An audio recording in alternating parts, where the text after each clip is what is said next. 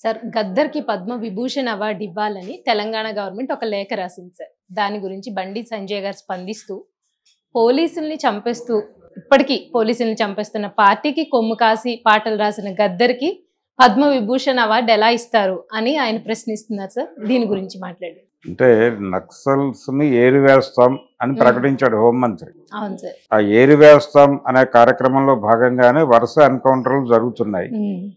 అది దండకారణ్యంలో జరుగుతున్నటువంటి ఎన్కౌంటర్ హత్యలు, ఎన్కౌంటర్ పేరుతో చేస్తున్నటువంటి హత్యలు ఇది వాంటెడ్ గానే జరుగుతున్నాయి అనేది ఓపెన్ గానే ప్రకటించాడు ఆయన.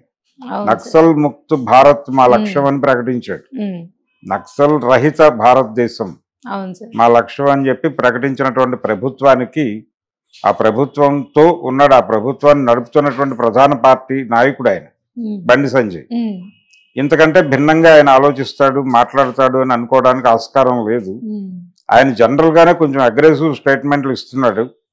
ఈ అగ్రెసివ్ స్టేట్మెంట్స్ ఎలా ఏ లెవెల్లో ఇస్తాడంటే ఆయన ఆ మధ్య కాలంలో ఈ దేశంలో ఉన్న ప్రతి మసీదుని తవ్వుతాం అంటే శివాలు వస్తే మావి, శవాలు వస్తే మీవి అన్నాడు ఆయన.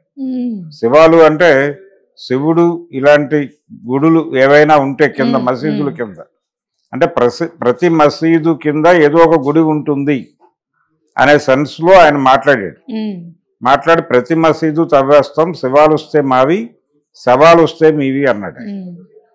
అలాంటి అది చాలా హై హ్యాండెడ్ స్టేట్మెంట్. అలాంటి స్టేట్మెంట్ ఇవ్వడానికి కూడా ఏమాత్రం సంకోచించని స్వభావం బండి సంజయ్ గారి సొంతం.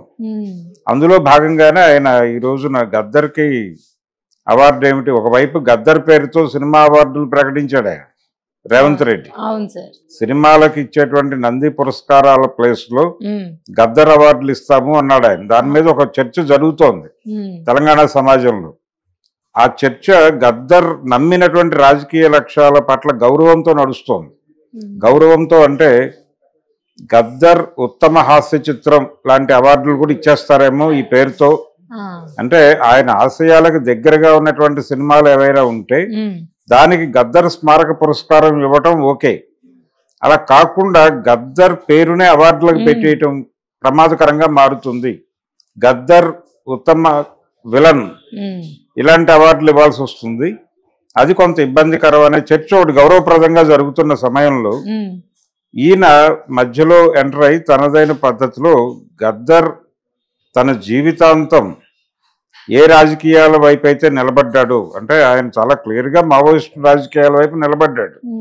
మావోయిస్టు పార్టీతోనే ఇప్పుడు కాన్ఫ్లిక్ట్ నడుస్తోంది కేంద్ర ప్రభుత్వానికి. ఈ మావోయిస్టులను ఏరివేయటం అనేది బీజేపీ ప్రోగ్రాం మాత్రమే కాదు, ఇది వరల్డ్ బ్యాంక్ ప్రోగ్రాం.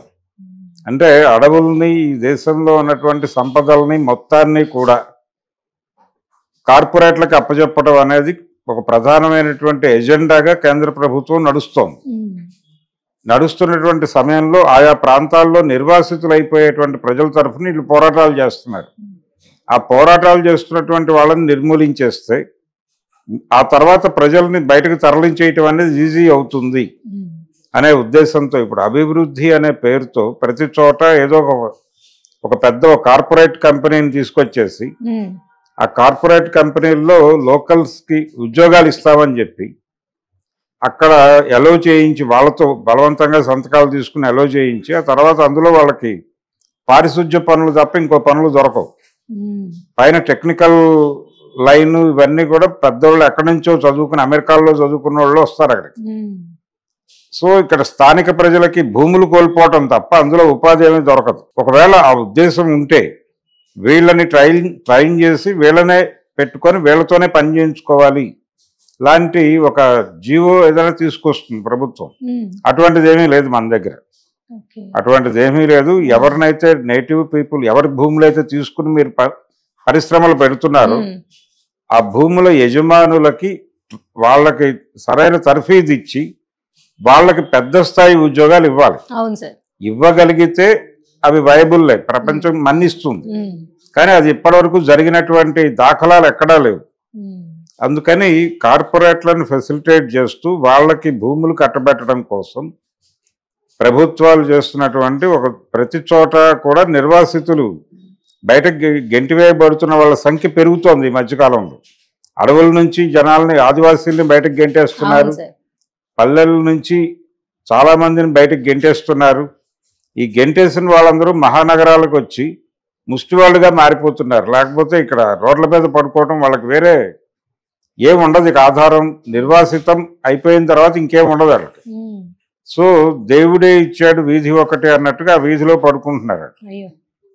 ఇక్కడ ఏదో ఒక శిబిరాల్లో తలదాచుకుంటున్నారు. ప్రతి నిర్వాసితుడిని, అంటే వీధుల్లో పడుకుంటున్న వాళ్ళు ఎవరిని కదిలించినా వాడు ఏదో ఒక కంపెనీ లేకపోతే ఏదో ప్రాజెక్టు వలన వాడు నివసిస్తున్నటువంటి ప్రాంతం నుంచి నిర్వాసితుడై ఇక్కడికి వచ్చాడని తేలుతుంది. అయ్యో. అటువంటి కండిషన్ ఉంది ప్రపంచంలో. ఇవేవి కూడా బండి సంజయ్ గారికి పట్టవు.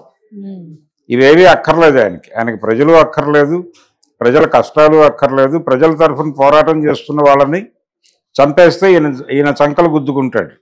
ఆ చంకలు గుద్దుకోవటమే ఇప్పుడు చూస్తున్నాం మనం. గద్దర్ పేరుతో గద్దర్కి పద్మవిభూషణ్ ఇవ్వటం కరెక్టా తప్ప అనేది వేరే చర్చ.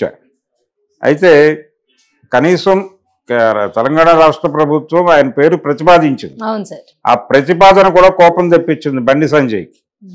కోపం తెప్పించి మావోయిస్టు పార్టీకి కొమ్ము కాస్తూ పాటలు రాసిన గద్దర్ని, పైగా పోలీసుల్ని చంపేసిన అనేది ప్రస్తావించాడు ఆయన బలంగా. మీరు ఎంతమంది నక్సలైట్లను చంపారో లెక్క తీస్తే మరి దానికేం చెప్తారు సమాధానం? గత 2 నెలల్లోనే దాదాపు ఒక ఎన్కౌంటర్లో 20 మందిని, ఇంకో చోట 24 మందిని, ఇలా రకరకాల లెక్కలు బయటకు వస్తున్నాయి.